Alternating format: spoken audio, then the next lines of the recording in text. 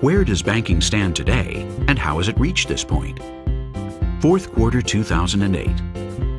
The financial crisis triggered by Lehman's collapse plunges banking into a 5-year time warp, and its survival will depend on recovering capital levels. First quarter 2014. Banking emerges from that warp. It intends to recover its usual highly profitable transactions with captive and weak customers who are mortgaged and who have little to choose from other than traditional banking. But what has happened to customers in those 5 years? A very large number of customers has chosen to use their smartphone and/or tablet. At any given time, they know where their friends are, where they're going, and even their mood. They know each professional and personal detail about their contact. They can use it anywhere and at any time, and they feel comfortable about it. Now they can take smarter buying decisions. They can easily choose one or another option by a simple click. Consumers feel that when they perform transactions through a digital channel, the balance of power is shifting, and now they have control. Consumption of financial services is not immune to this new scenario. Consumers are reaching the first level of the hierarchy of human needs in Maslow's pyramid. Self-esteem. Permanent connectivity has become a hygienic factor and a point of no return toward digital banking.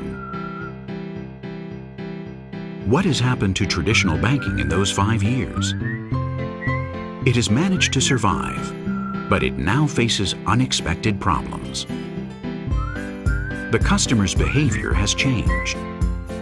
Shadow banking has emerged, and new players have arrived on the scene. The image of banks has taken a severe battering, while the new players have many fans. Users have no problems in sharing their details with the new players because they feel that their data are used to their benefit. Also, they recommend these new players to their friends. Meanwhile, traditional banks are being slow to respond to this situation because of banking regulation, inflexible legacy systems which are expensive to maintain. Banks have cut back their IT budgets. Banks' unwieldy organizational structures. Banks are not used to dialoguing with customers, and the gulf between them is growing wider and wider. Faced with this situation, banks want to go back to their pre-Lehman status and stress the need for face-to-face interaction in branches. Customers steer clear of the traditional banking system and begin to look for other options. It's against this background that we see new players emerge.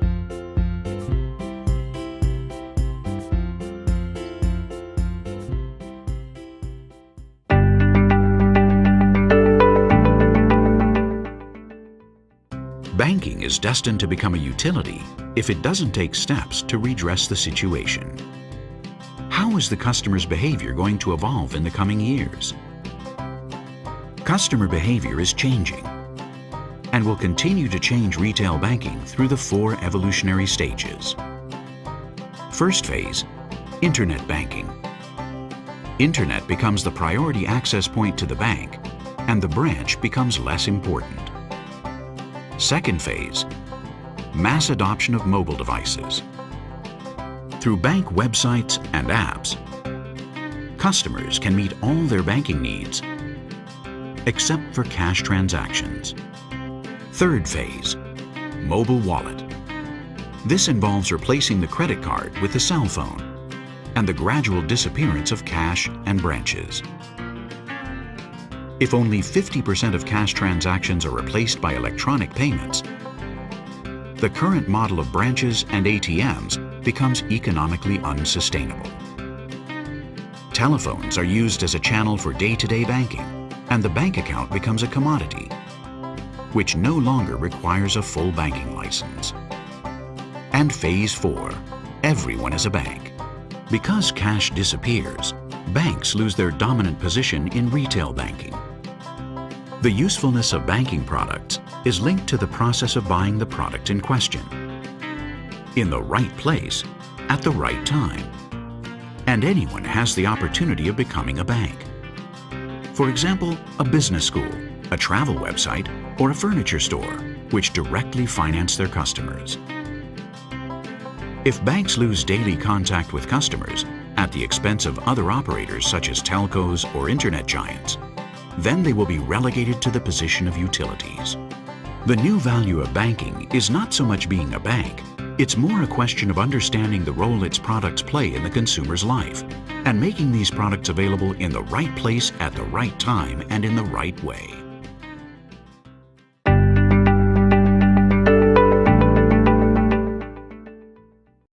Banking has the means to change its destiny, although every day it has less and less room for maneuver. Banking is able to take a step closer to its customers by adopting the new methods already used by new players, focusing on the user experience via big data and the use of social media. Banks' current problems with their customers arise due to the poor user experience they provide in an isolated way for each one of their channels. Most customers use the website as the core channel. They use their cell phone to carry out simple actions, as it is still an emerging channel. Their tablets for queries and simple transactions from home. Call centers when they have a problem or they can't find something online. ATMs for withdrawing cash. And branches as a residual channel, when they can't do something through other channels or they need advice.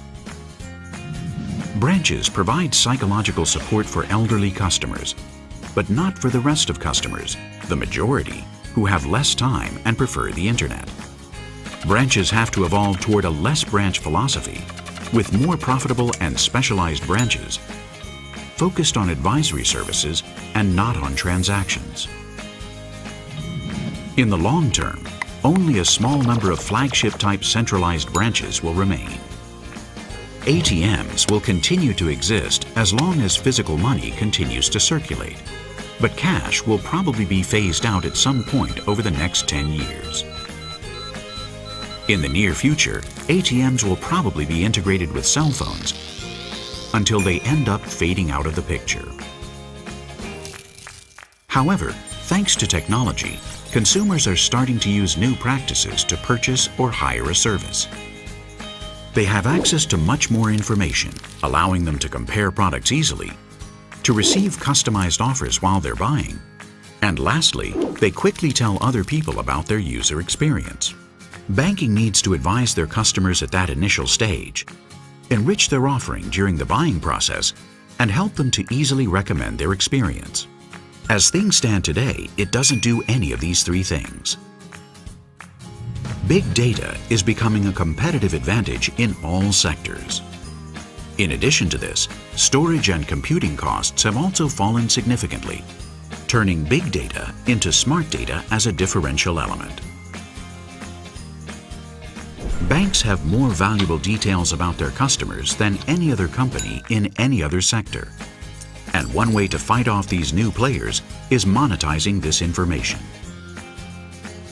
Banks can use their data to their advantage with two objectives.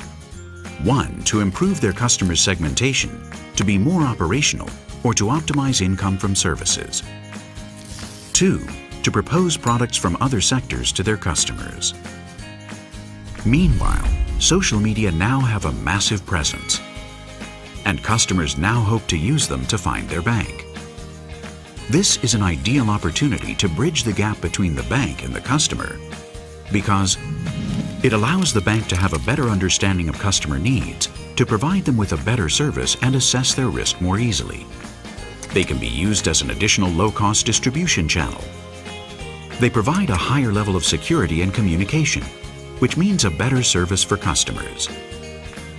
However, banks have to overcome a number of challenges if they are to take advantage of social media. It is a very large and dynamic area, and one which is still confusing. It is essential to properly manage regulatory compliance in protecting customers' data. It is important to communicate in a sensible and coherent way something which proves difficult with the high levels of participation to be found on these networks. The best social banking platform does not work unless there is a change of mentality about the way banks operate.